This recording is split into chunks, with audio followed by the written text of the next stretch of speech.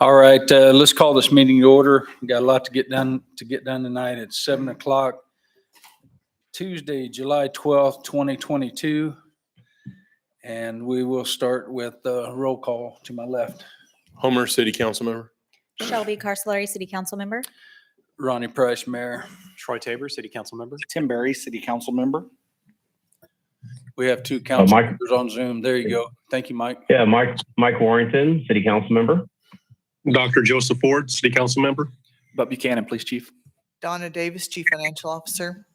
Lance Onstott, Assistant City Administrator. Andy Seville, Assistant Fire Chief.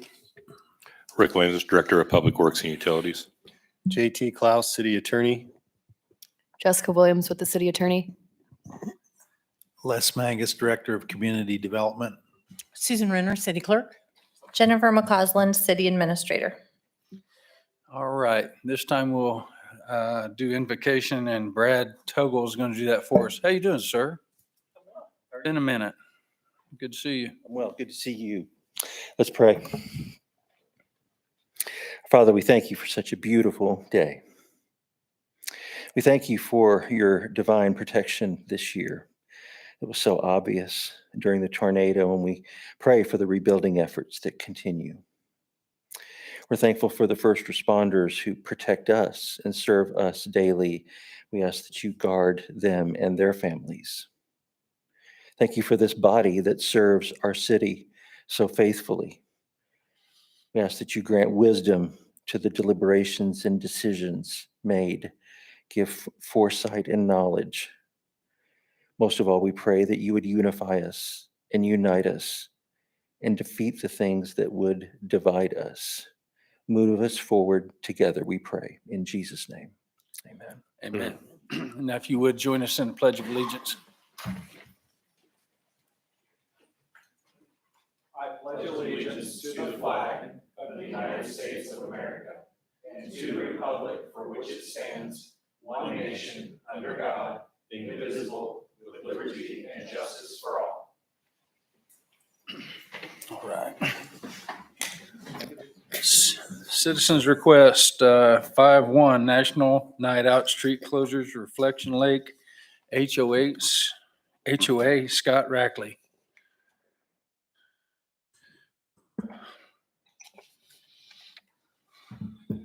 My name is Scott Rackley. I live at 630 East Shade. Of course, it's Andover. Mr. Mayor, City Council, thank you for your time this evening.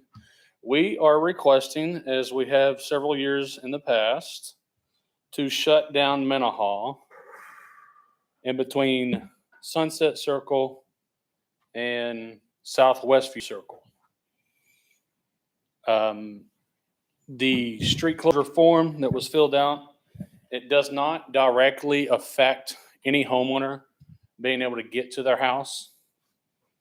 It just means they're going to have to go a little bit of a detour. There you go.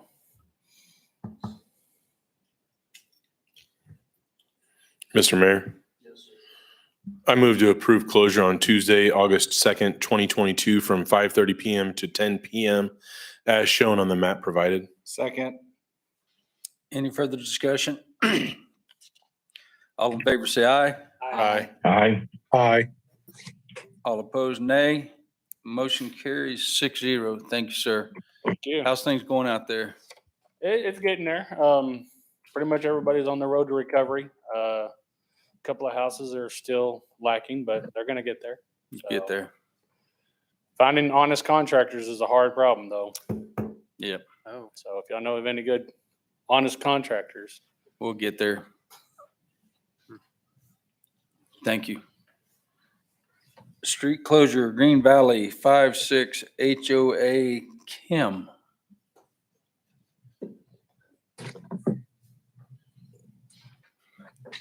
Hi, my name is Kim Ownby. I live at 260 South Lakeside Drive in Andover, and I sit on the board of the 5th and 6th Edition HOA.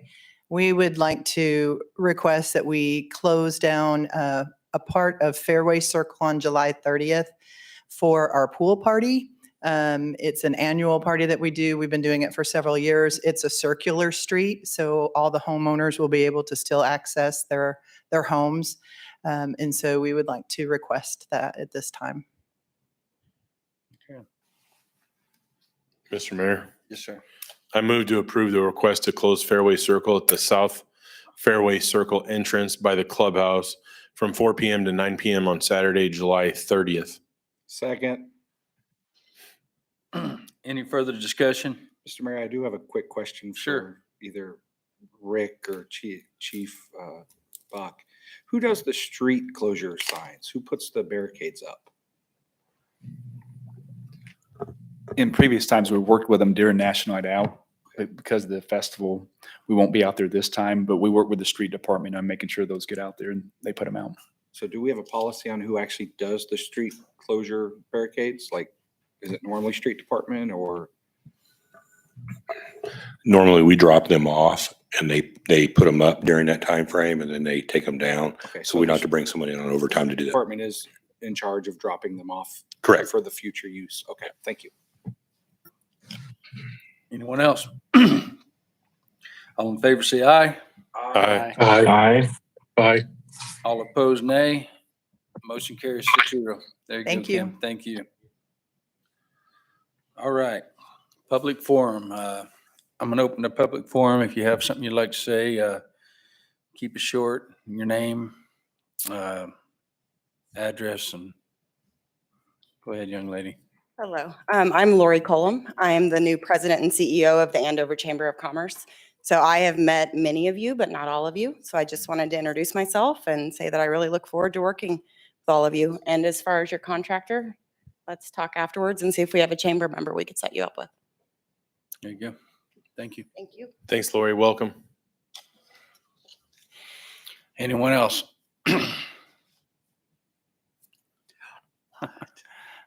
How are you, young lady? Good, thank you. Caroline Hale, 831 Bremerton Street. I wasn't going to come up here, but I didn't get to see Mike tonight, so I really wanted to say hi to you, Mike. You're not here. And just wanted to laugh and say, when you all were going through the program and saying all in favor, I sat there and said aye with you. So after 17 years, it's a hard habit to break, but it's really great to see all of you again tonight. I am representing the library board this evening. Okay. Thank you for your service. All right. Anyone else? All right. Public hearing is now, public forum is now closed. Acceptance of agenda. Mr. Mayor. Yes, sir. Actually, I would like to point out a couple additions that were late breaking in case you didn't see them. We did add a temporary construction easement and a permanent street right-of-way dedication to your consent agenda. We also added items 17 and 18, which are related to appointing a new treasurer and bank signers due to a resignation that came in after the packet was sent to you. So want to point those out to you. Everything else has remained the same. Thank you. Mr. Mayor. Yes, sir. I move to approve consent agenda items 9.1 through 9.5 as presented. Second. Any further discussion? All in favor, say. Hold on. Oh, my bad. Pardon me? We're at acceptance of the agenda. We jumped just a minute. So we need to accept the agenda with those modifications first. Okay. Sorry, Mr. Mayor. I want to take that motion off the table and then remake a motion of accepting the agenda as with the modifications. Second. Did you get that, Ronnie? Yes, I did. Okay. Sorry. Any further discussion? All in favor, say aye. Aye. Aye. All opposed, nay. Motion carries 6-0. Awards. Milestones, second quarter 2022. And Jenny, help me out. I'm behind here. Sure. We've got some milestone awards and supervisors are here tonight to give the actual awards. So we'll ask the mayor to read the names of Yes, ma'am. those, and we'll, if we could get Rick and Andy to join me at the podium for the 5-year awards. All right. 5-year award, we have Chasity Page, Daniel Schapaugh. Did I say it right, Daniel? And Jason Emley.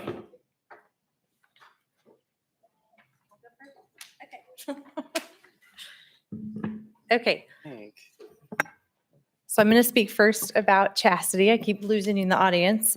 Chasity had her 5-year anniversary on January 30th of this year. In the last 5 years, Chasity has served the city of Andover. Her position has changed somewhat. She started in 2017 as the Benefits and Communications Specialist, and that was one of Andover's kind of traditions of trying to get a person to do 2 jobs in one human. And we were successful. We found someone that could do both communications and benefits for human resources. She did a great job. But in time, the inevitable occurred, and we knew that we really needed to break that position into 2. So we took the first step at the beginning of 2020 when she became our first ever Human Resources Director. But we failed to do a very good job of assigning the communications role to other people, so she largely carried that load for another almost 2 years. Then at the beginning of this year and in April, we were able to hire a public information officer. So Chasity is now fully focusing her attention on our city's most valuable resources, which are our people. A longstanding joke between Chas and I started not long after she came to work for us. And I was telling her, you know, when things slow down, you can work on that. And she really honestly goes, when does that happen? And I was like, and apparently my face gave me away, and she learned pretty quickly that there really wasn't a slow time. But I did say, I think December, which was like the stupidest thing to say to the person who was taking on benefits and communications, because we do employee benefit renewal and the heavy lifting is in December. So now we just laugh. And she says at many times throughout the year, hey boss, when's that slow time of year coming? And we just laugh, and we know that there's frankly no slow time of year coming. In all seriousness, Chasity has stepped up and shown at every opportunity and helped define her roles and made those positions her own. She is kind and compassionate regarding the employees in all the various situations they find themselves, some work-related, some not.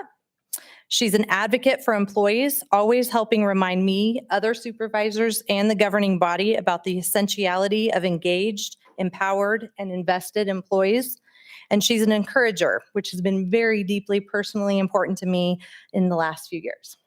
So in closing, Chasity provides stellar service to the city of Andover and to the city's employees. And for 5 years of dedication, I would ask you to come forward to receive your service award.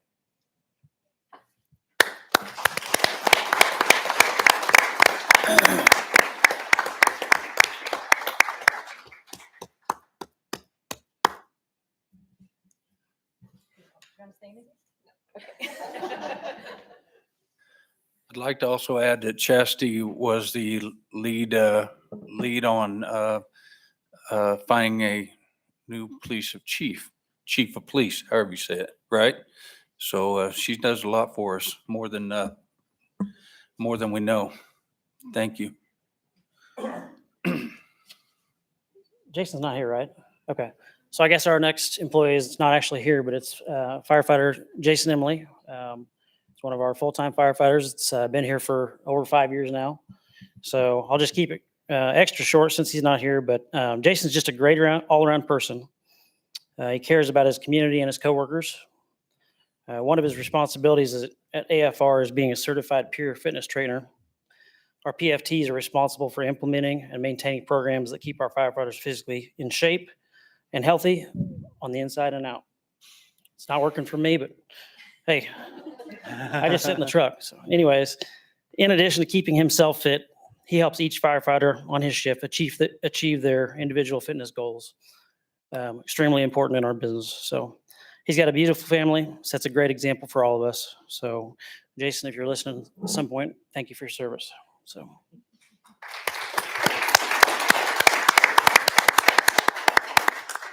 All right, 15 years, DeJe Glassburn. Oh, I'm sorry. Oh, we got Daniel. One more. Oh, I'm sorry, Daniel. You know you're my favorite. So Daniel Schapaugh has been with the city for 5 years. After April 29th, it probably seems more like 10 for him. It's been a pretty busy time for him recently. Daniel has brought on some outside influence into the park department when he came. Over the past 5 years, the equipment has been incrementally improved and processes have been established to help grow the department and prepare for the future as we grow. A few years ago, we merged the recreation department back into the park department, and then Daniel's role grew and he became the parks and recreation manager. Since that time, he and Austin, the assistant recreation manager, have increased the offerings from the recreation side to offer more than just baseball and softball, basketball, and other youth programs, and have added things such as golf and disc golf tournaments. Daniel can always be counted on to be ready to go when rubber hits the road. It's been my pleasure to be Daniel's supervisor. I could probably go on for quite some time. I know this is a long meeting, so I'll keep you from having to go through a long speech about all the things Daniel does for the city. But it's my pleasure to be Daniel's supervisor. And Daniel, if you'd like to come up here and get your service award for the great service you provide for the residents of this community.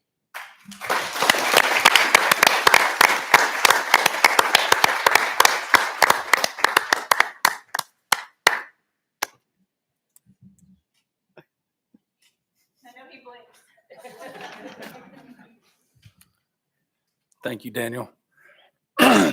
All right, now, DeJe Glassburn, 15 years. Do we have a? Thank you. So DJ's been with the city for 15 years. I've got to be a supervisor for the last year and a half, and it's been a great experience for me. DJ provided a lot of institutional knowledge about the city that I lacked. In the beginning, DJ started out as an inspector, and then his job progressed into other items.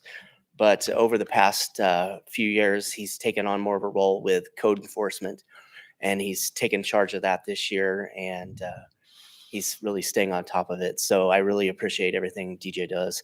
I'm sorry he's not here tonight to receive his 15-year award, but I'd just like to publicly thank DJ for all he does to help the city and to help our department. So thank you. All right. 25 years. Aaron Parker, Andover Fire Department, Gary Elliott, and Dennis Smith, and Brian Walls.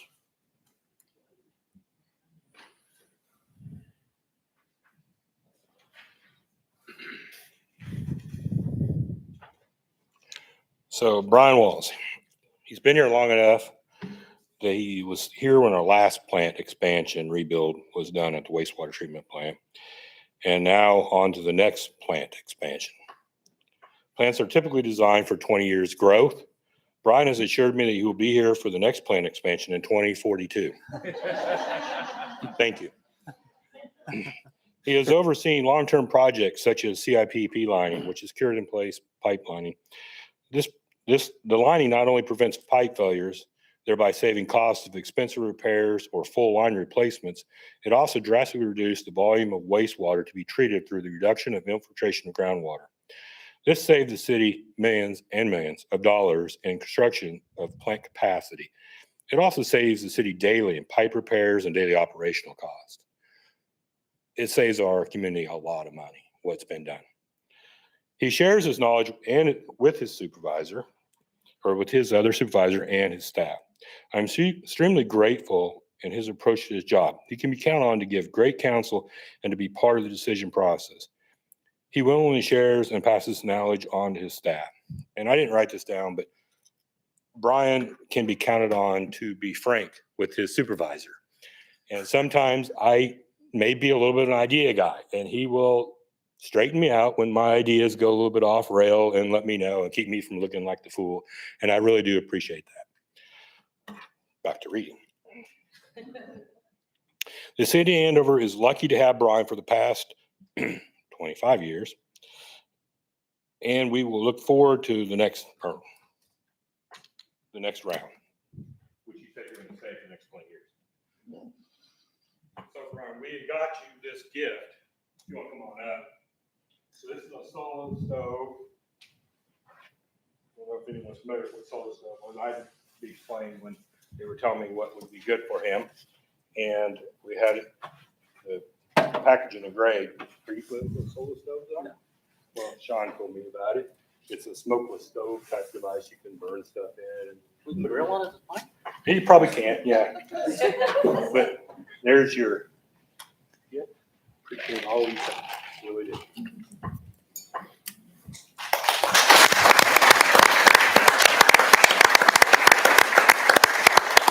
Okay.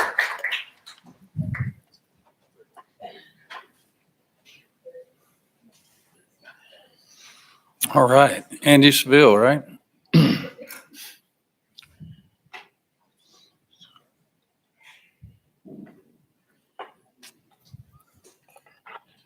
Okay.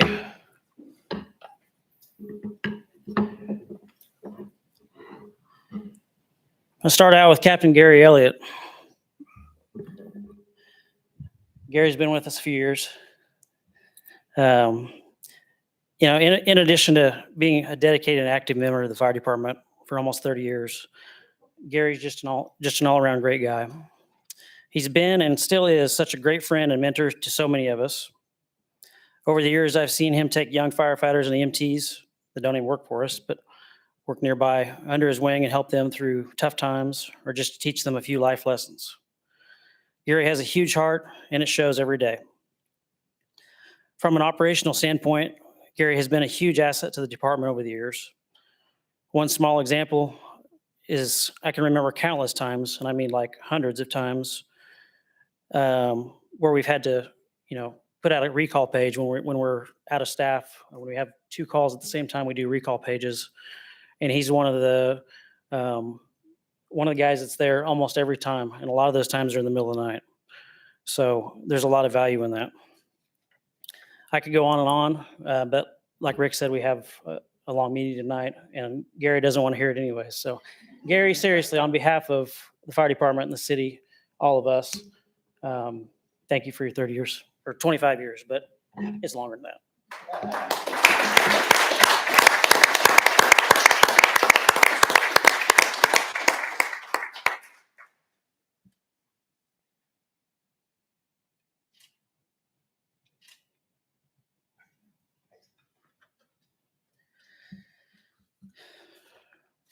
I'm sorry you guys have me tonight. Chief's usually a lot more eloquent, a little better at this than I am. But Lieutenant Dennis Smith, another long timer, is our friend Dennis Smith.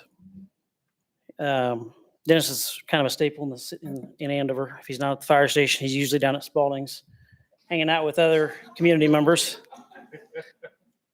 But he's made a huge impact on our department as well, like so many have. But one thing I can mention in the last several years is he's been very successful in obtaining grants, federal and state grants, local grants, things for our fire department. A few of them are small, you know, $5,000 or $10,000 grants that we can buy specialized small equipment with. But some of them are huge grants that hire staffing and buy larger pieces of equipment, health and safety items, recruiting volunteers, things like that. So that's just one of the many things he does. He also has managed our Firefighters Relief Association for over 20 years. So we appreciate that, Dennis. But again, on behalf of the city and the fire department, thank you for your years of service. Come on up.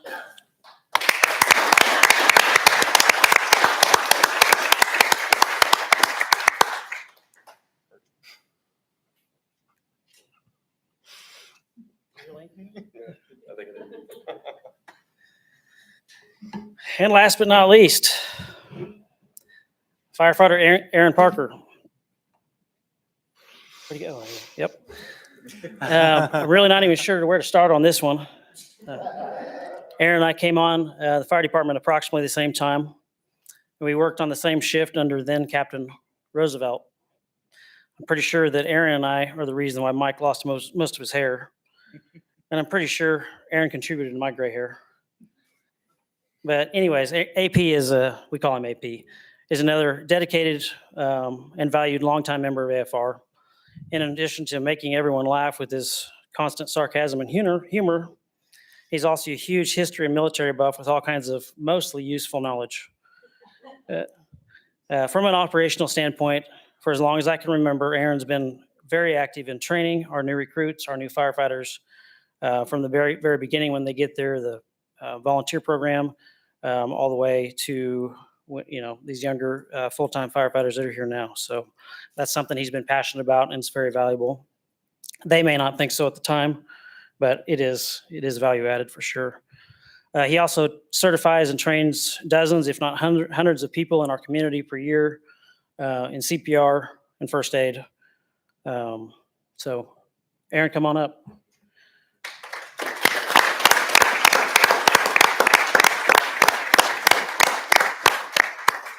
Aaron got taller and better looking, and I got shorter and fatter. I'm not sure what happened there. But Sign me up for 25 more.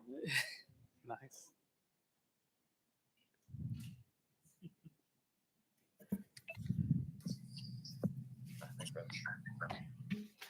That's it.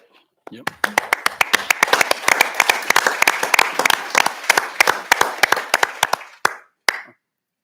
All right. Thank you all for your service. Appreciate it. Dennis? Not so much, but Dennis is my buddy. So I'm glad he's here tonight to get his award and not at Spalding's. I see you hiding from me back there. Thank y'all. All right. Where are we at? 9-1, consent agenda. Mr. Mayor, Yes, sir. I move to approve consent agenda items 9.1 through 9.5 as presented. Second. Any further discussion? All in favor, say aye. Aye. Aye. Aye. All opposed, nay. Motion carries 6-0. All right, here we go. AV Apartments. Jenny's going to talk to us for a second and give us direction. Sure, you bet. Mayor and council, before you tonight is a request for property tax abatement by AV Apartments. In a moment, the development team who is here tonight will present the project and the request to both you and the public. After the presentation, the mayor will open a public hearing regarding that request. And then following the public's comments, the development team will have an opportunity to come back to the podium, answer any questions that have arisen, and to clarify any information. The mayor will then close the public hearing and discussion will be held at the bench where you will discuss item 10.2, which is actually the tax abatement resolution. Prior to the developer's presentation, I would like to remind everyone of where we are with regard to the process to date. AV Apartments applied for IRB financing and tax abatements on March 10th. In late March, the Wichita State University Center for Economic Development and Business Research completed a cost-benefit analysis of the project in the request. The mayor and I, acting as the IRB committee, met with the development team and bond counsel on May 12th to hear the request. The mayor and I both agreed that the return on investment met the threshold for IRB financing and the requested tax abatement. On May 24th, the governing body approved the resolution of intent, which triggered the notification for tonight's hearing to the other impacted taxing districts and also to the public. Regarding the cost-benefit analysis, the return on investment for this project with the 70% property tax abatement comes to 1.42. This means for every dollar the city invests or abates, $1.42 is expected to return in terms of other economic development, spending, et cetera. I would like to point out that the version of cost-benefit analysis in your agenda packet tonight has been updated and only includes 5 employees of the apartment complex opposed to 19, which was in the original CBA. While the development team feels they will hire more than 5 employees during the 10 years, making the change to the analysis did not impact the return on investment, which is why we wanted to make that change so you could see that. And the reason that that doesn't change the return on investment is because of the nature of the request. A project such as an apartment complex has a positive return on investment for a community because of the number of new residents and visitors that result, not because of the number of jobs created. That makes it different from some of the applicants for IRBs who are not housing, but are companies that are going to employ people during the daytime or evening, whatever their shifts may be. I would also like to make sure the context of a quote I made in the memo in your agenda packet is understood, as I've seen it circulate in an email. When I stated that the return on investment for Andover is the lowest, meaning even greater benefit is realized for the other taxing jurisdictions, the context of the two sentences preceding that statement is essential. So I will read those. The cost-benefit analysis of this request indicates a cost-benefit ratio of 1.42. Generally, a cost-benefit ratio of 1.3 is considered acceptable for a taxing entity to grant tax abatements or other financial incentives. My purpose in pointing out the positive ROI for the other taxing jurisdictions is that in the past, we've had some who indicated the governing body or city was not taking into consideration the impact of the decision on those other entities. I wanted to assure the governing body and the public that the return on investment for this project is not only favorable for the city of Andover, but all impacted taxing entities. I believe that concludes the comments I wanted to make before we move to the development team, unless bond counsel feels there's anything I've missed that we should state beforehand. Okay. If not, then we'll let the development team do their presentation.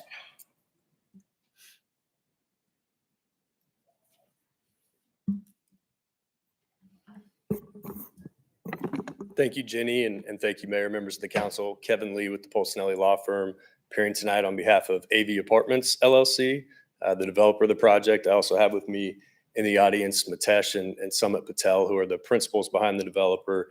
And between those two gentlemen, 35 years of combined real estate experience and projects all across the Midwest in the hospitality and restaurant space.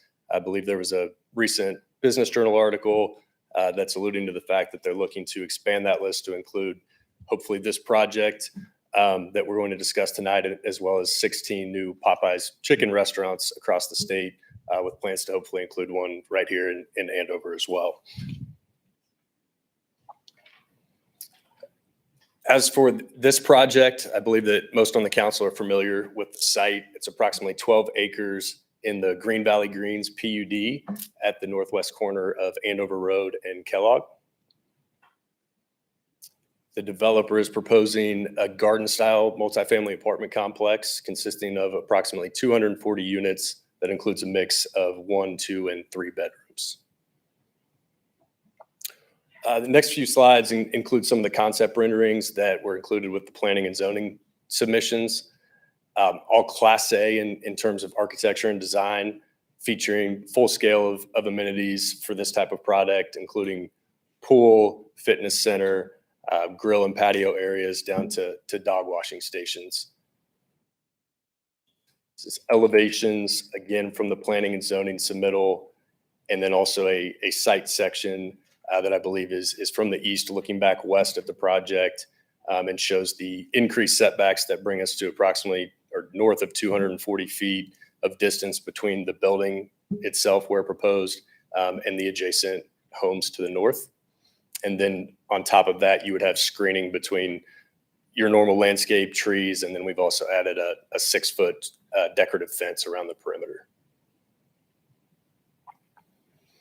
In addition to delivering what we think is going to be a very high quality project and transform what's currently vacant property into a brand new Class A apartment complex, we think that this hits a significant need for increased attainable housing options in the city of Andover. According to the 2021 Kansas Housing Assessment that was commissioned by Governor Kelly, Butler County has I think the second lowest vacancy rate, and in turn the second highest number of cost-burdened renters in that region. That's also verified by the city's comprehensive plan and the goals and objectives that are set forth in same, which include contemplating and targeting this corridor for the development of as many as 3,300 new multifamily units moving forward. So that is the project and the site in a nutshell. I think that's all consistent with what you have seen previously in connection with the planning and zoning approvals. The thing that's changed drastically, as most are aware, or all are aware, is that we've seen a massive increase in the cost of construction labor and materials. Across the board, construction costs are up approximately 30%. For this project alone, that's translated into approximately $10.5 million increase, or 35% from when Mr. Patel and his team first started looking at this back in fall of 21. So that is really the reason for the request that's before you this evening. We're asking for a 10-year Irb property tax abatement and sales tax exemption on construction materials. That number we arrived at by looking at the city's policy, which we believe supports in excess of 70%, and would be more in the 80-85% number based on capital investment and the job creation. We really wanted to tailor our request to what we think we need to make this project a success and move forward. Specifically, what it would do is two things. It would add the sales tax exemption on materials that would give us savings and reduce the debt and equity lift. And then the property tax savings reduces operating expenses, thereby increasing net operating income, and gets us back to closer to a market rate return. So what you see here is the original budget, the updated budget, both with and without incentives. And the reality is that this project just is not financially feasible without the IRB request. And so we're asking for that approval in order to allow that to move forward. Even were it to be 100% abatement, we don't get back to that same return that we were looking at originally, but it gets us back to a place where it justifies the risk and investment to move forward with this project. Jenny did a nice job covering this. The cost benefit analysis, the latest version, is in your packet, I believe. There's 3 different versions shown here. I think the key takeaway is that for all taxing jurisdictions, they're not only showing a positive benefit to cost ratio, but it's also in excess of that 1.3 threshold that Jenny alluded to as commonly used as the guidepost to determine an acceptable return for evaluating IRBs. Because of the cost increase, the way that I think this should really be viewed is the project won't happen without the IRBs. And so this property by itself, as it stands today, is only generating approximately $4,400 of taxes for all jurisdictions. Even during the abatement term with the 70%, we expect that number is going to jump up drastically to $100,000 from pilots. And then it would be 3-4 times over that once the abatement expires. In terms of project schedule, the developer's ready to roll on this. We've got a lot of it is contingent on what happens tonight, but if we're fortunate enough to get your approval, we have financing lined up and are in our discussions with our contractors and ready to award that contract. So if we get this approval tonight, we'd anticipate moving through remaining permitting approvals in the next several weeks, and then hoping to break ground yet this year, and would anticipate full completion within 18 to 24 months thereafter.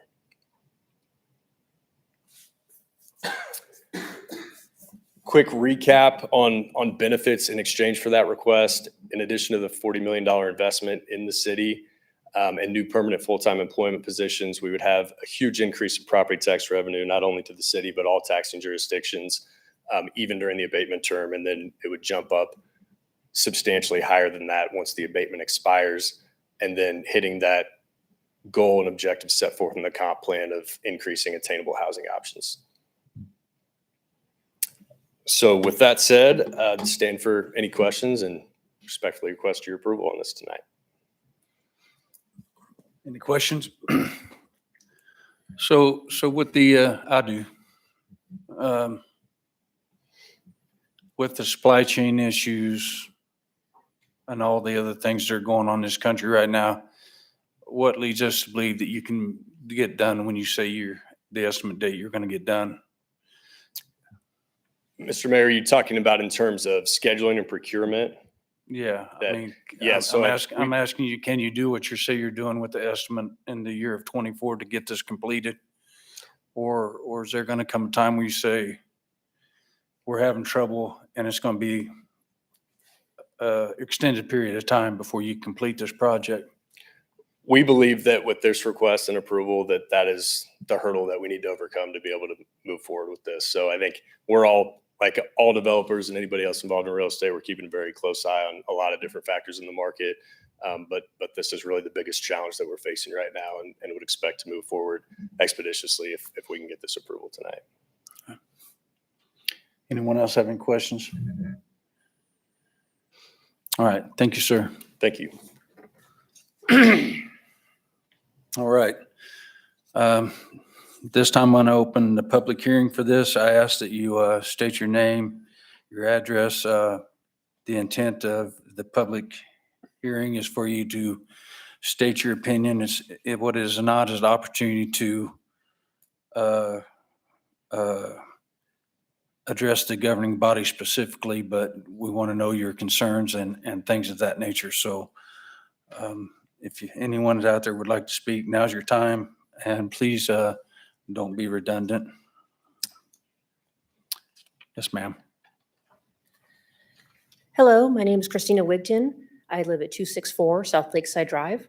I am a licensed real estate agent in the state of Kansas and have worked in property management at complexes such as this for approximately 15 years. The Kansas statute regarding IRBs states, "It is the purpose of this act to promote the economic stability of the state by 1, providing greater employment opportunities, 2, diversification of industry, and 3, improved physical and mental health, thus promoting the general welfare of the citizens. This property will create 5 to 10 permanent jobs." Now, temporarily during construction, there will be several new jobs for that, but those will end when the project is complete in a year or two, same as any other construction project.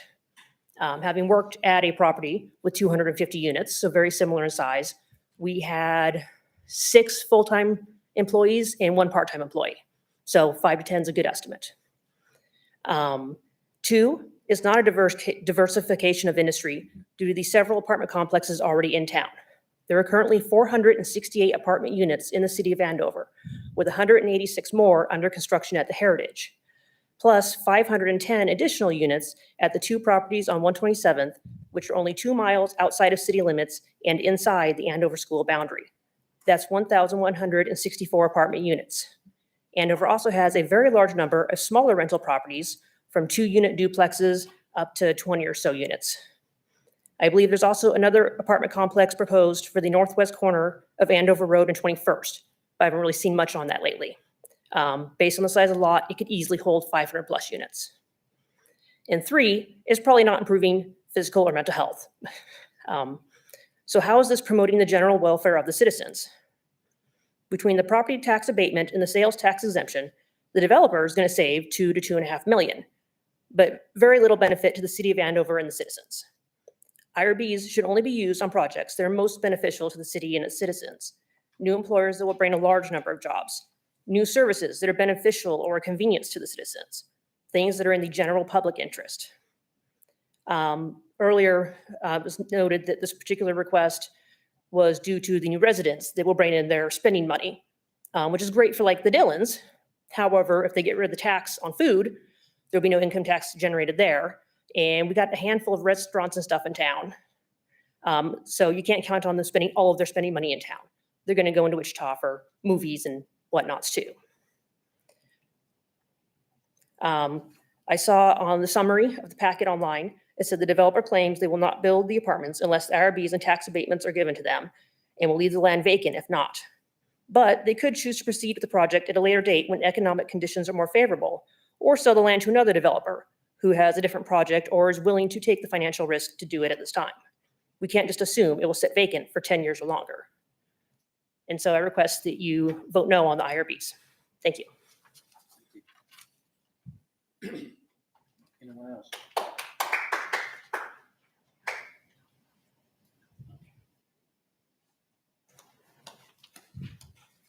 Hello, Council. My name is Kristen Bond. I live at 512 West Jamestown Court in Green Valley. She very eloquently stated everything that needed to be said. One thing I did want to bring up that was researched, this developer, same people but different LLCs, has a recent history of questionable business practices in the Wichita area, ongoing legal disputes, outstanding tax liens to the IRS, and has recently dissolved a construction company. The city of Wichita declined to work with them on a hotel project because they plan to sub-construction work out to themselves instead of licensed contractors. They also failed to disclose this info in their application. So we have apartment complexes all over this town. And I've heard this magic number being tossed around like Derby. We don't want to be like Derby. We want to be Andover, a small, quiet community that is proud of their schools, that have people that live here, that volunteer here, that commit their time and efforts to this community. Apartment complexes are very fluid. Yes, they might be here for a year, maybe a little bit longer, but I have been here for 10 years, plus years. Those are the types of people that we want here. Low income, high income, it doesn't matter. Are they involved in this community? I'm not saying that all of the people that are in these apartment complexes won't get involved, but will they be here for the long term to see projects like the Heritage come through? I was skeptical of that at first, but it looks great. I'm excited for it. But do we need apartment complexes all along the Kellogg corridor that are just for people to move in, get what we have here, and then leave after a year or two? Please, please, please, please think about this. Please say no.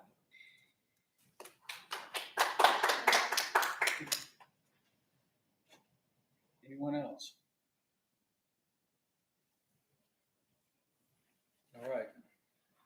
Public hearing is now closed. Would you like to address anything stated, sir?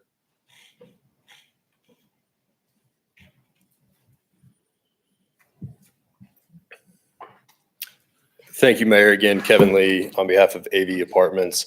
I think everyone is, of course, entitled to their opinion. I think that is largely what you just heard. I'd say I'd refer you to the CBA and the tax projections that speak for themselves in terms of impact and jobs and meeting the purpose of the IRB Act. On the issue of diversification of industry, again, I'd point you to the data in the 2021 Kansas Housing Assessment that the state commissioned, which says quite the opposite, that there is absolutely a need for this product in this area. And I think that that's supported by the city's comprehensive plan as well. So aggressive words, right? Take offense to questionable business practices. Couldn't disagree more. The article that I believe she was referencing is related to mechanics liens that are very common for construction projects that arose from genuine disputes as to the scope of work and what was done and whether it was done pursuant to the contract.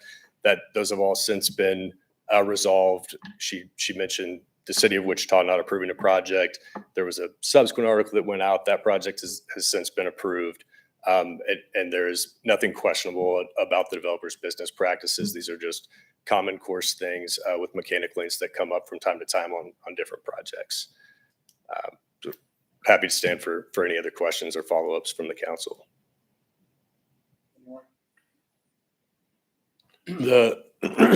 Excuse me, Mr. Mayor. Jenny, in regards to or even Kevin, in regards to the study that was done through Wichita State University, third party, has no they don't get anything out of it other than doing the study. Correct. The Center for Economic Development and Business Research does cost benefit analysis for a lot of communities. And to your point, correct. They don't really have a dog in the fight. They just do the analysis based on the input. So we've chosen to go with Wichita State as the cost benefit analysis. Previously, Mr. Klaus and Triplet Wolf Garrettson had done this. And because Mr. Klaus acts as bond counsel, we thought it prudent to use a true third party to do this analysis so that there's no question, there's no one with any vested interest whatsoever in what the outcome of that analysis is. Thank you, Jay. And just one more question, Mr. Mayor. Kevin, you brought up in your slides the cost or the revenue that the city is getting currently for the area is approximately $4,000 a year. So 4,000 was to all taxing jurisdictions. So Okay. The city would just have a fraction of that. And then that will be increased just by this project to what again? So even with the abatement in place, so during the 10-year abatement term from pilots, we think the city would get 30,000 projected of the 100,000 plus that are pilots to all taxing jurisdictions. And then that number goes up to 350, 400 plus to all taxing jurisdictions once the abatement burns off. After the 10 years, correct? Correct. Thank you. Anyone else? All right, thank you, sir. 10-2, tax abatement resolution. I'm sorry. is any- Could I get you to close? Oh, you yes. did? Yeah, he did close. I did. Okay, I'm sorry. That's what I was asking. Close it twice. Yeah. Double close. Okay. So here we are, 10-2 tax abatement resolution.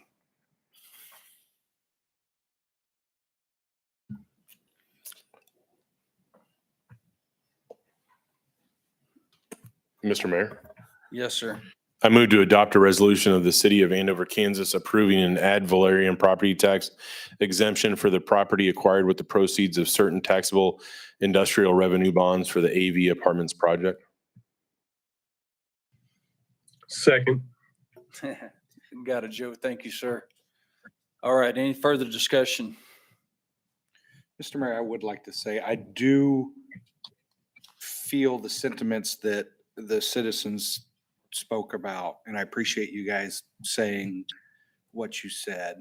I'm not a big fan of giving tax abatements to developers because I'm always the one to think that if there's money in it, they should be able to spend their own money. And that's all I have to say. $30,000 and 5 jobs. That's all I'm gonna say. That's not appropriate, ma'am. It's all right, I'm leaving. Anyone else? Mr. Mayor, Yes, sir. I guess I would, I mean, I've been through this a few times now and certainly emotions are high. They always are. There's always really good discussion points about why and why not to do things. There's a heck of a lot of different aspects of any project like this that we have to think about. It's not only, and I had 8 people that had talked negatively against the project, including all the emails and messaging I've received, and plus what happened tonight, which is not an overwhelming amount. I feel like everything was addressed, but what wasn't addressed, in which these types of projects, or even new home build projects or new building projects, big box stores, whatever, it always happens in someone's backyard. And it really is impactful to those people. And it really changes the environment for them. So that can't go without understanding from us. And when we make a decision, if it is positive tonight, that it will impact, not as much as is expected. And I've been through that multiple times now and seen that and been part of a community as well, but it will. So certainly those that are here that are emotional or that aren't, that gave it, it's understandable that she was upset and walked out, for sure. Yep, I agree. Absolutely. And everybody that said anything as well. But again, we have to take into account a whole lot, not just this area, not just these homes, not just what's going on with the apartments, but the entire city, the growth plan, the patterns, what we've worked on for the 11 or 12 years I've been here with the corridor. And this is, I guess, in my opinion, the appropriate expansion project for what's going on in this corridor. So when I make my vote, it will be all of that, including the emotional side. So thank you. Just want to say that. Yeah. Mr. Mayor. I like to remind people when we have these meetings that when I bought my house, Andover Road and Central were 2-lane roads. And during the daylight hours, it's almost impossible to turn left out of my neighborhood. So growing pains are hard, but they're also realistically necessary for us to grow as a community. And to think, and I read every single email I got more than once. But at the end of the day, I hate that saying. We represent 15,000 people, and it's sometimes we have to make decisions that are not popular, but we always make the best decisions for the city as a whole. So, yes, sir. I just want to say from a personal experience, as far as with our, apartments and on the north side of Andover Road, Troy, Mike, Miss Hale in the audience as well. That's the reason I got involved with the city council, is for this reason too. And I don't want the public also to think that we're just making this decision tonight. This is the first time we've even heard about the AV apartments. We've had a workshop on this. We've had the economic development team from WSU do their study on this.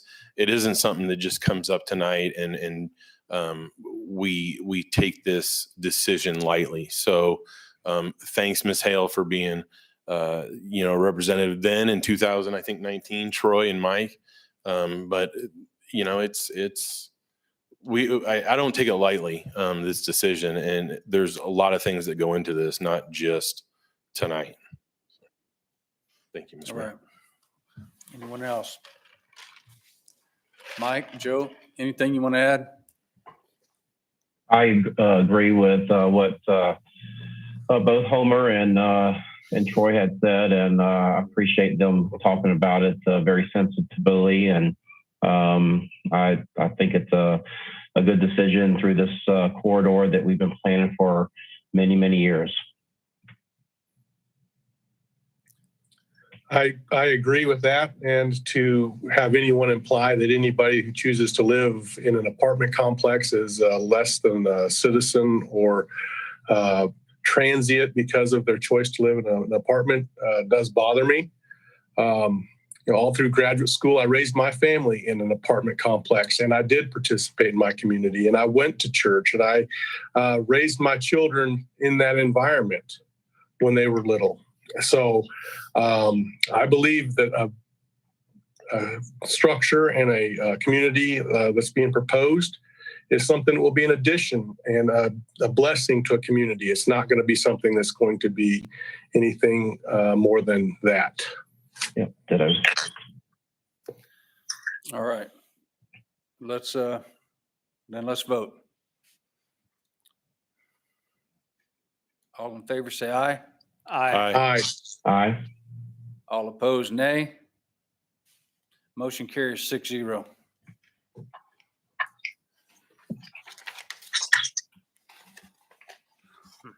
Heritage, Lance Onstott's going to speak to us about credit for park impact fee.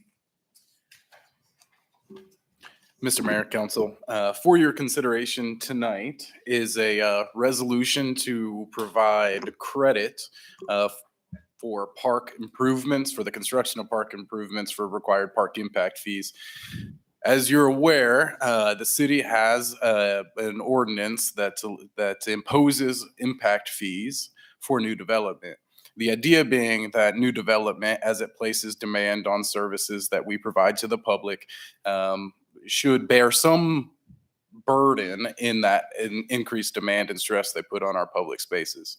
So for this particular project, building permits were approved for the Heritage multifamily project that would result in approximately $125,000 park impact fee being imposed. As you know, the Heritage, much bigger project than just that multifamily site, has dedicated to the city previously, not subject to the credit portion we're speaking tonight, but notable nonetheless, 8.3 acres of parkland to the city, public parkland, and then has nearly $4.7 million in capital projects and capital improvements to the city's park system. So for your consideration, again, granting that is the authority of the governing body by resolution. I know there were some exhibits that were in maps included in your packet, and I can answer any questions that you may have.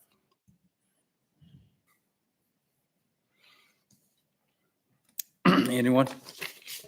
Mr. Mayor, Yes, ma'am. I move to adopt a resolution granting credit for park capital improvements in lieu of park impact fees related to the Heritage multifamily project.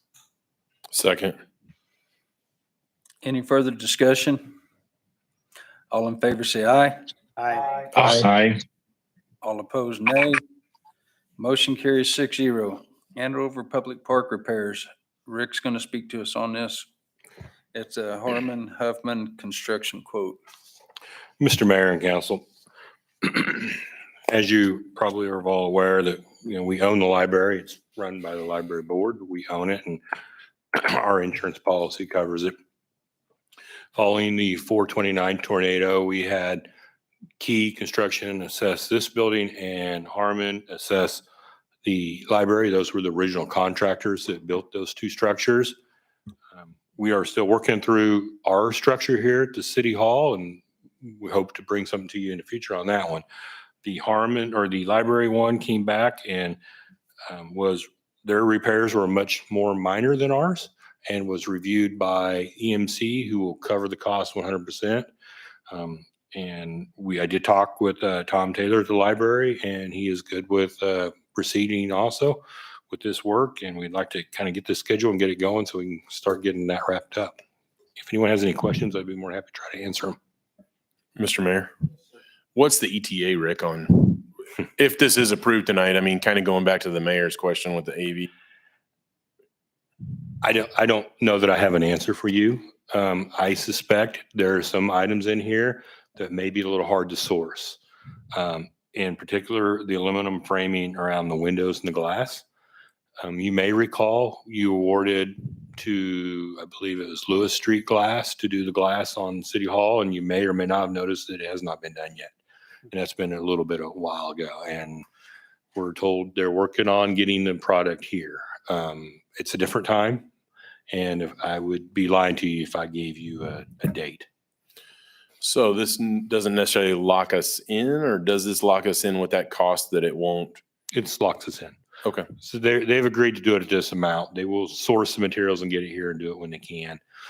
If there is something that gets uncovered later in their process, which in this one, I'm not sure there will be much of that, then it would have to be reevaluated by EMC to make sure they would cover the cost.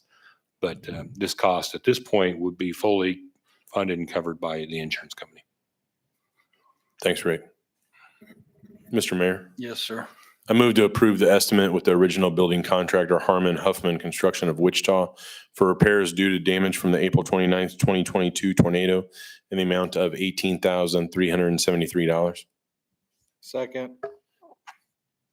Any further discussion? All in favor, say aye. Aye.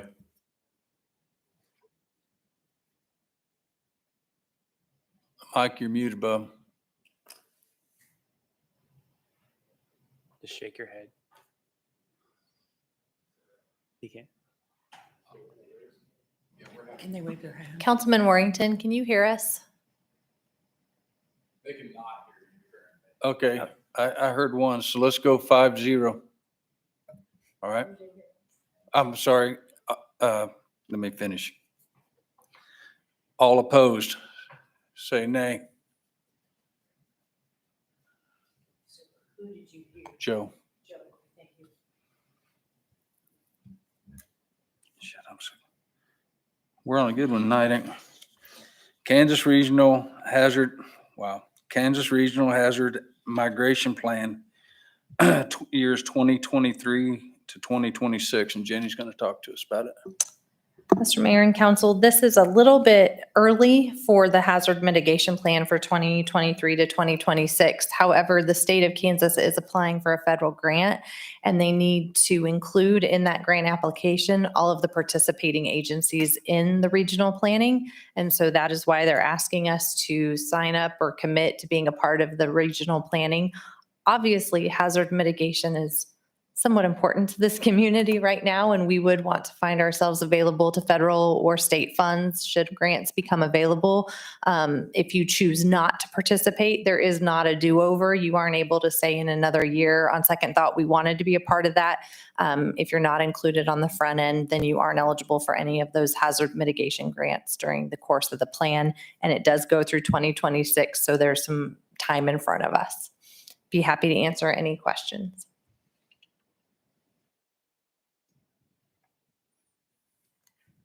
Mr. Mayor? Yes, sir. And I think you have it here in the packet, Jenny, but there is no financial obligation to the city for this, so. Correct. It only makes us eligible for grants down the road should we become eligible for them for some other reason. There is some time commitment from staff. Becky Day, our 911 director, acts as your emergency manager for the city, so she will fulfill that role. But other than that, it's staff time, going to some meetings, things like that. Thank you. Mr. Mayor? They're good. They can hear us now and everything. Back? You back, Mike? Yes, I'm here. Joe? I'm back. Okay, thank you. All right. Mr. Mayor, I move to authorize authorize you to sign the participation form committing the city of Andover to engage in the development of our region's 2023 to 2026 Kansas hazard mitigation plan.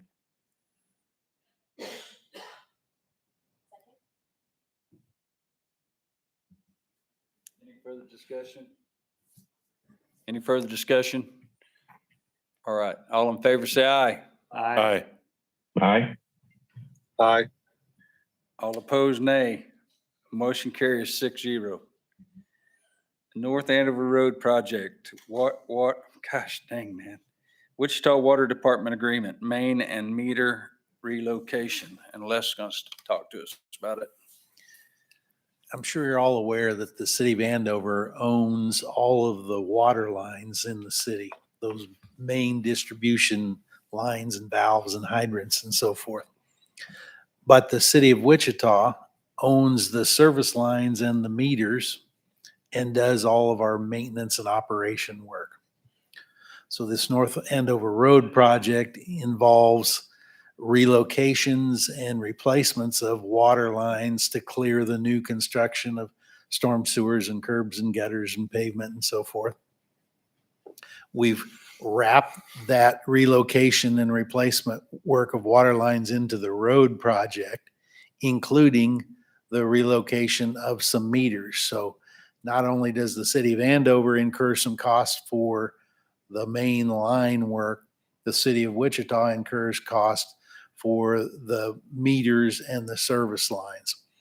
This agreement is a boilerplate we've used on several projects where we've used this same scenario where the city of Andover, the project, pays all of the cost for all of the relocations, including the meters and service lines.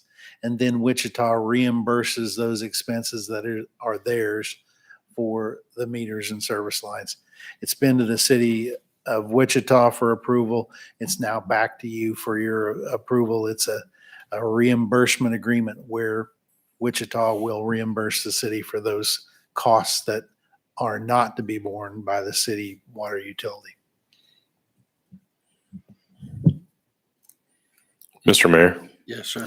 I move to approve the agreement with the city of Wichita for water line and meter relocation costs for the North Andover Road Improvements Project and authorize the mayor to sign.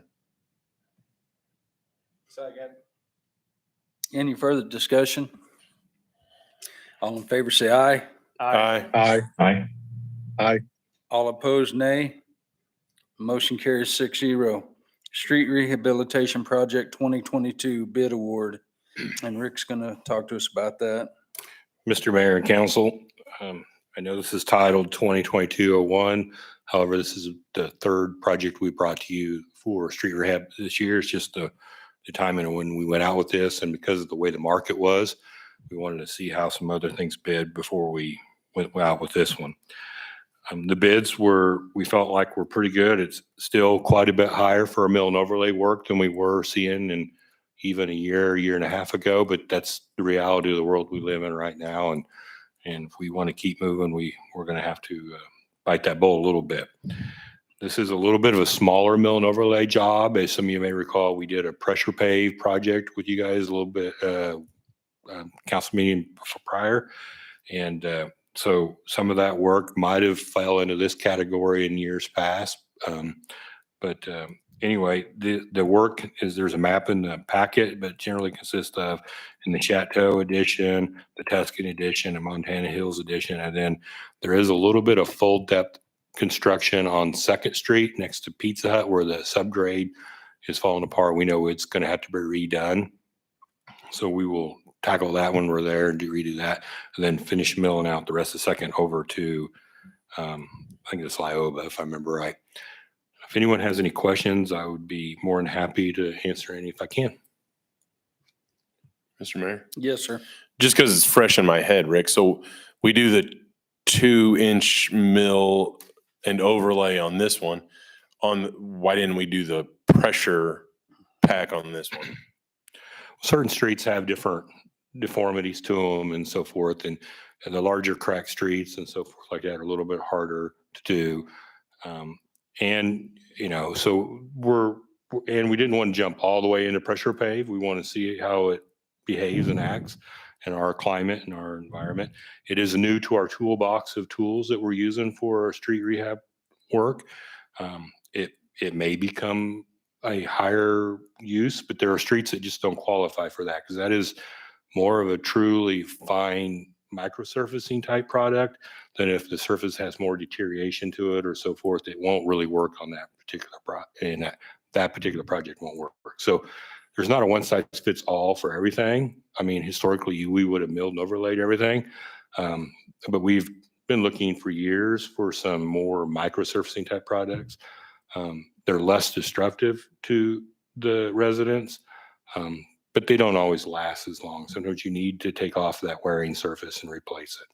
On those other streets, we felt like we didn't have to take off that wearing surface and replace it, and that's why there's a difference between these and those.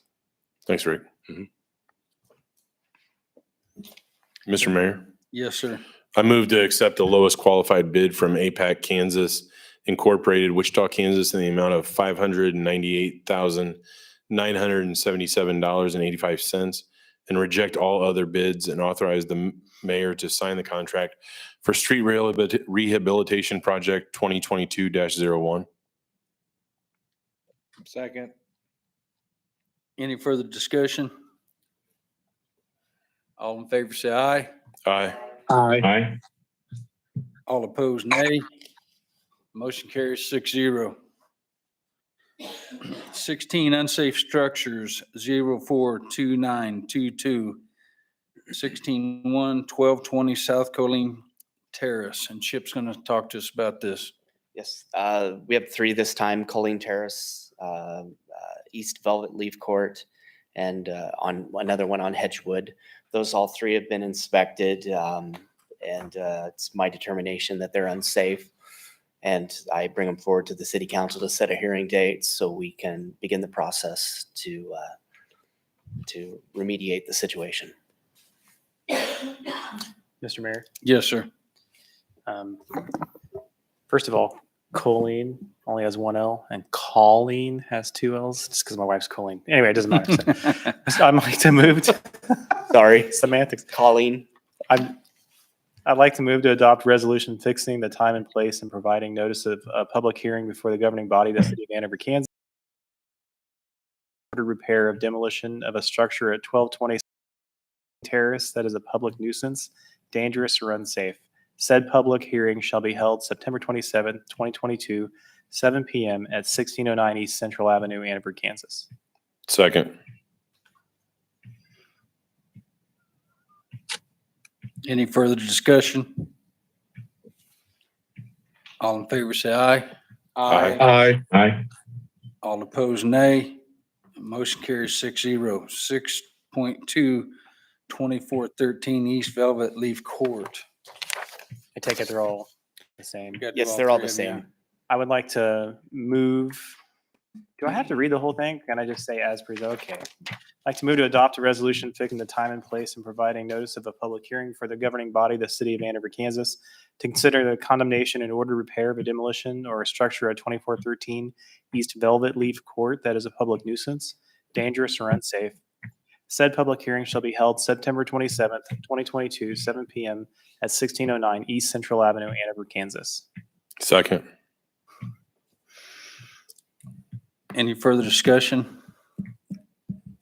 All in favor, say aye. Aye. All Aye. opposed, Aye. all opposed, nay. Motion carries 6-0. 6-3, 618 East Edgewood Court. Mr. Mayor, Yes, sir. move to adopt a resolution fixing the time and place and providing notice of a public hearing before the governing body of the city of Andover, Kansas, to consider the condemnation and order repair or demolition of a structure at 618 East Hedgewood Court that is a public nuisance, dangerous or unsafe. Said public hearing shall be held September 27th, 2022, 7 p.m. at 1609 East Central Avenue, Andover, Kansas. Second. Any further discussion? All in favor, say aye. Aye. Aye. All opposed, nay. Motion carries 6-0. 17. Mr. Mayor. Mr. Mayor. Yeah. Can we ask Chip, do we have a status with the exception of these three? Yes, sir. What's our status on the ones that we've done so far? And has the city had to take any action, one? And two, no. how many have been rectified? We have not taken any action so far. I have 4 that have been rectified already. So, and after visiting with some homeowners, we should have a few more rectified in the next couple weeks. So slowly we're working through this process with the homeowners and they're taking care of their responsibilities. Jenny. So we do have a lot of homes that are being rebuilt and preparing to be rebuilt right now. So a lot of positive steps are occurring. I do want to point out, because as we get nearer to August 9th, which is your first public hearing, we will have on the agenda all of the homes that you set a public hearing for. We will italicize for you the ones that have done, as Chip's indicated here, taking care of those items, and you can choose at the acceptance of agenda each of those nights to remove those. But because we publicly set a hearing at a future date, there may be vested interested people who might want to buy the property or neighbors who are curious with the status. So they're going to be watching for the date that we shared way back in June or now July. So we will put those on the agenda. It's just if they've taken care of it, you can remove it at that night. Wanted to make that clear because we're learning as we go on this one, and that is something that's come to our attention this week. So it's not something that Chip can just say is rectified. It won't be technically rectified until that night? Once you've set the public hearing like you just did for these 3, then on September 27th, these 3 will appear on your agenda. If they've taken care of what they need to by September 27th, it may be that at the point that we accept the agenda, you say, I'd like to remove item 16 because all indicated homes have taken care of their responsibilities. Thanks, Jenny. Mhm. Thanks, Mr. Mayor. So I'm a little slow. So we've already started to say you have to get this cleaned up. I believe that you had 5 on the first meeting. Yes, we had 5 on the first meeting, 4 the second meeting, and last meeting we had 3. Oh, I believe. That's where I messed up, huh? And then Okay. we have 3 this meeting. Okay. So. All right. Where was that?17. Mayoral appointment. City treasurer. Mr. Mayor, Yes, sir. I move to appoint Donna Davis as treasurer position effective July 22nd, 2022. Any further discussion? Mr. Mayor? Yes, So sir. I mean, obviously not, but so that's not a conflict of interest of any kind. Nope, Donna served in that capacity in 2021. And then when we replaced created the budget accounting position, that individual started in April of 21. We left it with Donna for the duration of 2021, but in the 22 appointments, we made the change. Cool. Okay. Thanks. So all in favor, say aye. Aye. Aye. All opposed, nay. Motion carries 6-0. Bank signature changes effective July 22nd, 2022. And the aforementioned Donna will talk to us about that. Basically, with the resignation of the employee that was currently on the signature, we needed to find someone in the interim because our bank requires 4 signatures on the checks. So we're asking that the city clerk be named as the 4th signature until such time as the position is filled, and then we'll come back to you again with a new one. Mr. Mayor, Yes, sir. I move to adopt a resolution designating Equity Bank as the depository of city funds and authorize the mayor and designated staff members as signatories and authorize Council President Warrington to sign. The way that the form is written, since the mayor is a signer, then the council president signs the form, if that's a little unclear there. And I need y'all to stay to sign.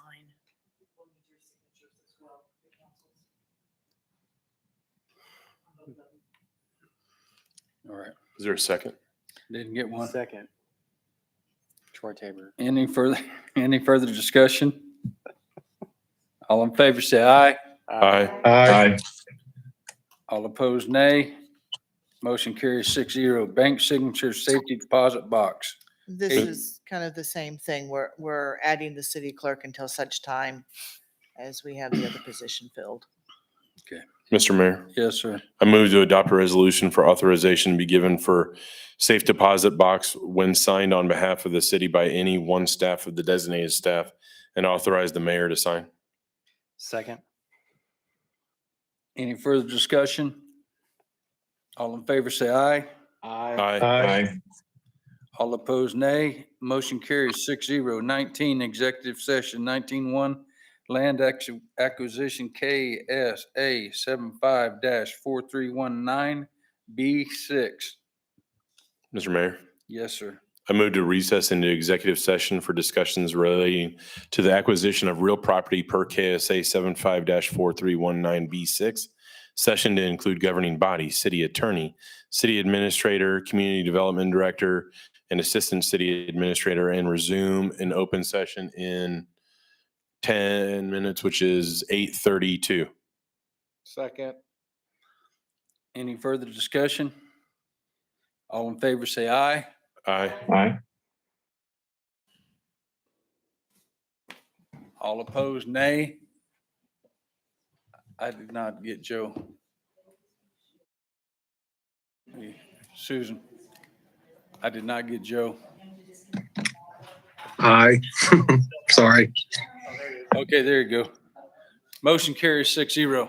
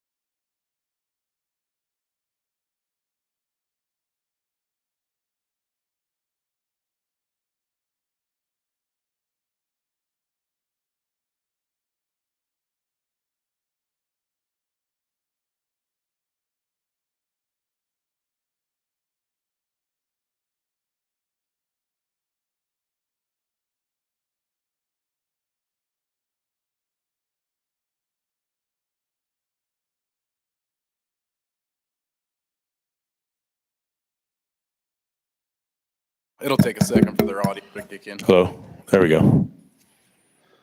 Just so it's recorded, Mr. Mayor, I did say I moved to come out of executive session. And Shelby seconded.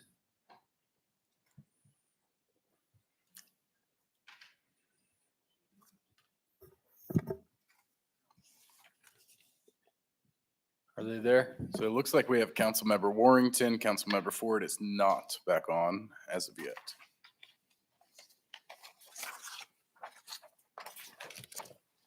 Can we proceed with what we have?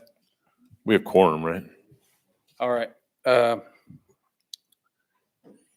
Mike, we have a first and a second. We're going to vote. All in favor of coming out of executive session, say aye. Aye.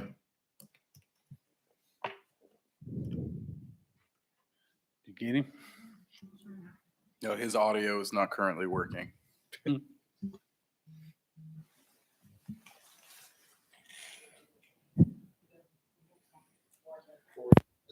Okay. So we have 4-0. 4-0. Motion carries 4-0. All right, member items. No, Mr. Mayor, I've got. Oh, I'm sorry.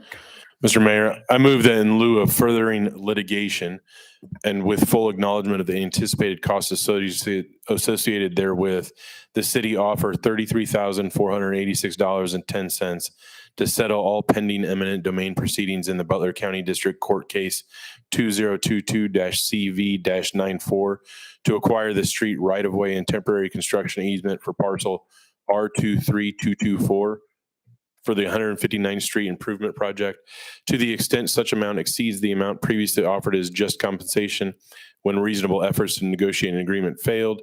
Based on the information provided by the city's community development director, this city and its mayor find such administrative settlement to be reasonable, prudent, and in the public interest. If this offer is accepted by the owners as agreed upon settlement, council be instructed to settle said case for said amount, and the city's community development director is ordered to prepare his written justification for this amount, which sets forth all the available information, including trial risk, which support this settlement.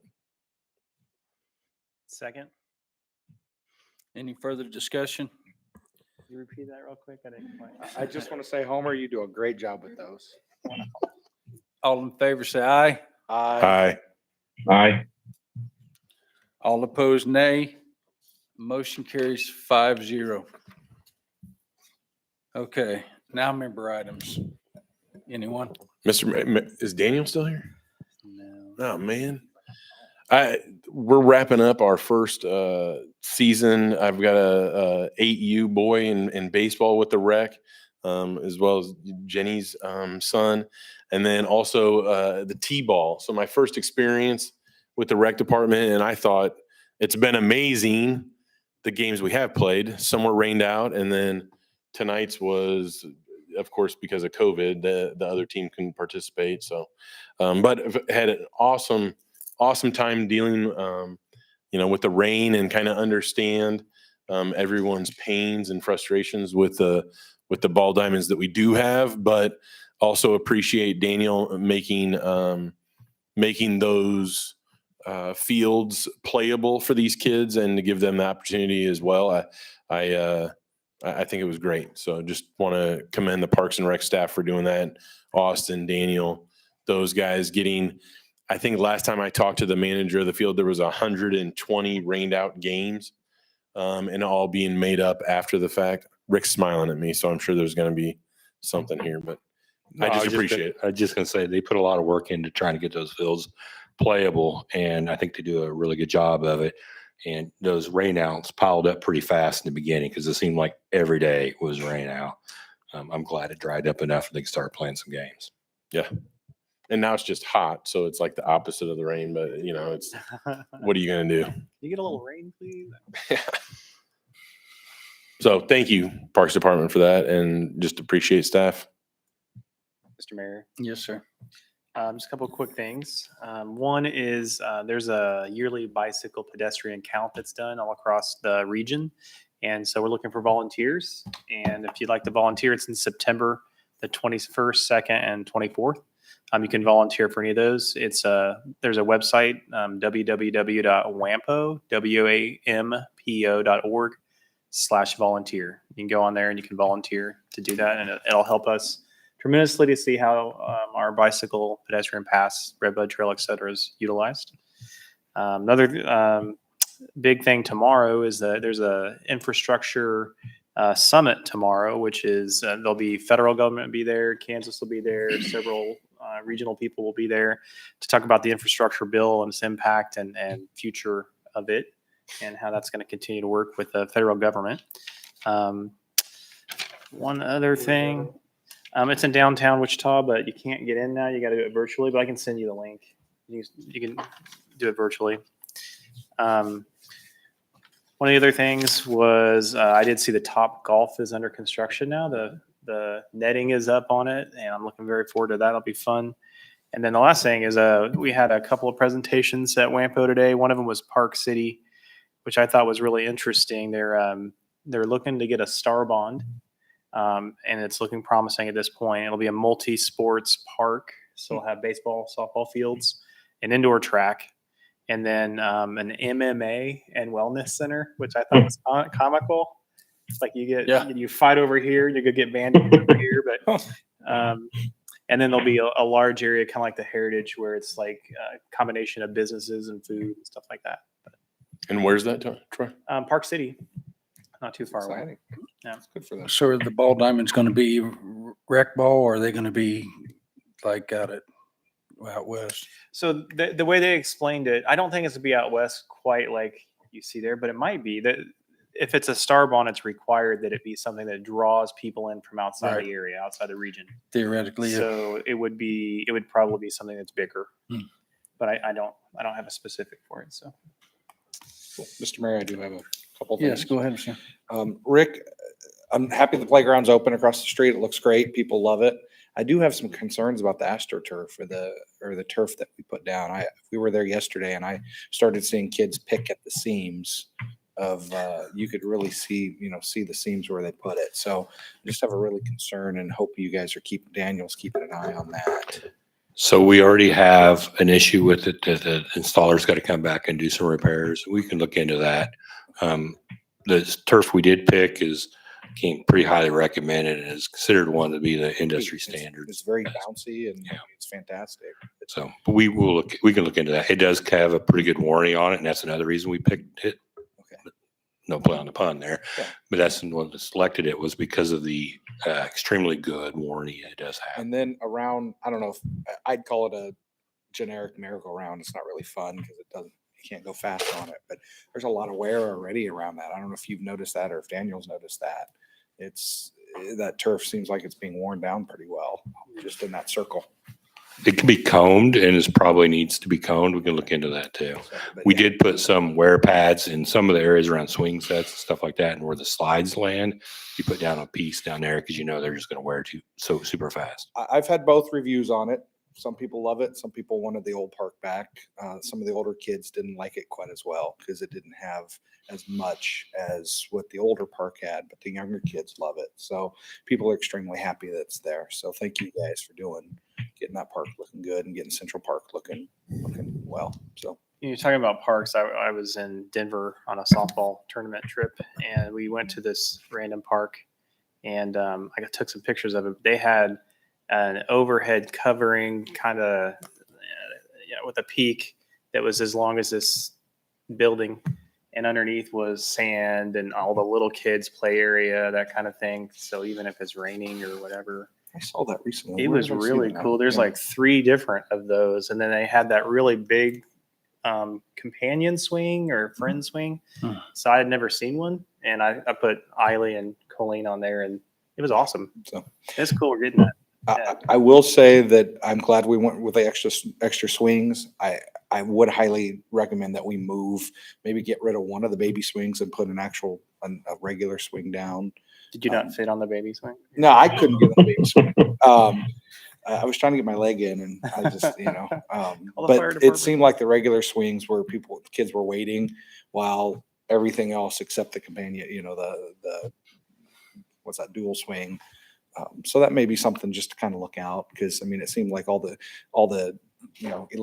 10, 11-year-olds wanted a swing, and they had to wait because they only have 2 regular swings. Yeah, that's an easy and cheap change out. I figured so, but I just let Daniel know that just kind of keep an eye out for it. I wish I got one thing I'd like to share with everybody. And I wish I'd have done it earlier, but I didn't. But Senator Marshall got the kids that saved the lives, the young kids that saved the lives, and got everybody corralled into the locker rooms from the YMCA. Got all of them, got a congressional record. And Homer's going to read this for us. Congressional Record, Senate, recognizing the Andover, Kansas YMCA staff. Mr. Marshall, Mr. President, I rise today to honor and recognize the staff of the YMCA in Andover, Kansas. On Friday, April 29th, 2022, an EF-3 tornado touched down in Sedgwick County, Kansas, and left a path of destruction nearly 13 miles long behind. The 165-mile-per-hour winds created by the tornado injured 4 people and damaged well over 300 buildings in Andover. One of the buildings that sustained heavy damage was the Andover YMCA. The damage done by the tornado would certainly have been much more severe if it wasn't for the quick thinking of the YMCA staff. I would like to honor and thank the staff of the Andover YMCA who helped save those in the building on the evening of the tornado.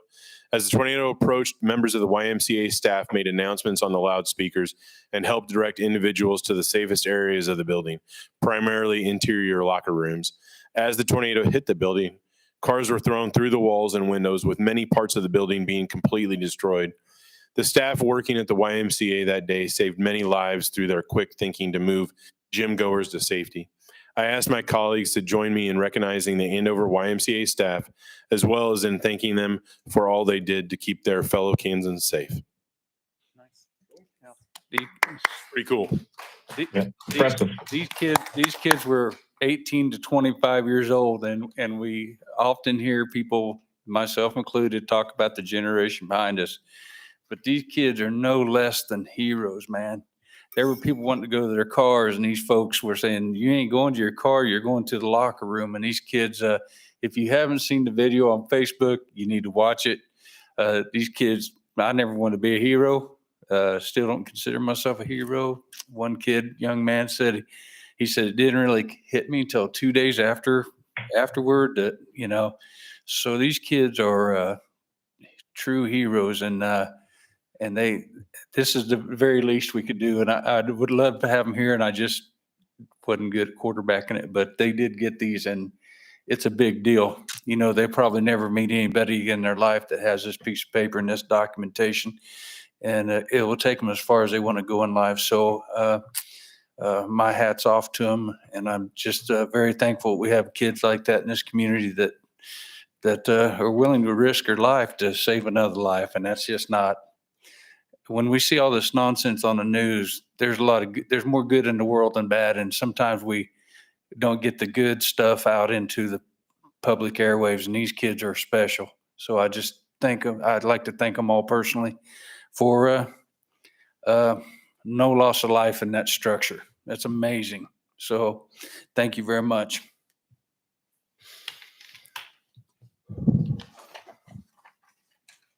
Mr. Mayor, Yes, sir. I move to adjourn. All in favor, say aye. Aye. All opposed, nay. Motion carries 6. Where do you leave those?